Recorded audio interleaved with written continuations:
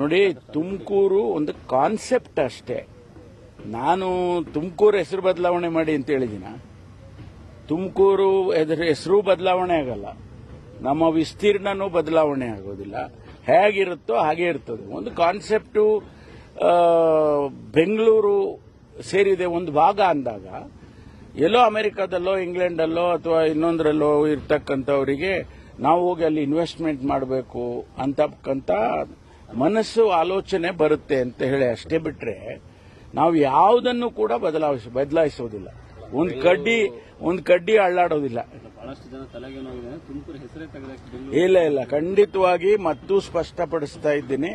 ಹಿಂದೆನೂ ಹಂಗೆ ಮಾಡಿದ್ರು. ನಾನು ಹಿಂದೆನೂ ಒಂದ್ಸರಿ ಹೇಳಿದಾಗ ಬಹಳ ಟೀಕೆಗಳು ಬಂತು. ಆದರೆ ತುಮಕೂರನ್ನ ಯಾವುದೇ ಕಾರಣಕ್ಕೂ ಒಂದು ಕಡ್ಡಿ ಅಳ್ಳಾಡೋದಿಲ್ಲ. ಈಗ ನೀವು ಬೇರೆ ಬೇರೆ ದೇಶಗಳಲ್ಲಿ, ಈಗ ಡೆಲ್ಲಿಯಲ್ಲೇ ತಗೊಳ್ಳಿ, NCR ಅಂತ ಮಾಡಿದ್ದಾರೆ. 3 ಭಾಗ ಡೆಲ್ಲಿಯನ್ನ, ನೋಯ್ಡಾ ಅವೆಲ್ಲ ಡೆಲ್ಲಿ ಅಂತ ಹೇಳಿಲ್ವಾ? ಅದೇನು ಹೊಸದಲ್ಲ.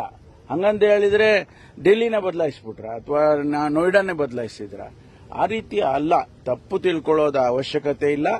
ತುಮಕೂರನ್ನ ಯಾವುದೇ ಕಾರಣಕ್ಕೂ ತುಮಕೂರಿನ ಒಂದು ಕಡ್ಡಿ ಕೂಡ ಅಳ್ಳಾಡೋದಿಲ್ಲ. ತುಮಕೂರು ಹಾಗೆ ಇರುತ್ತೆ, ತುಮಕೂರು ತಾಲೂಕು ಹಾಗೆ ಇರುತ್ತೆ.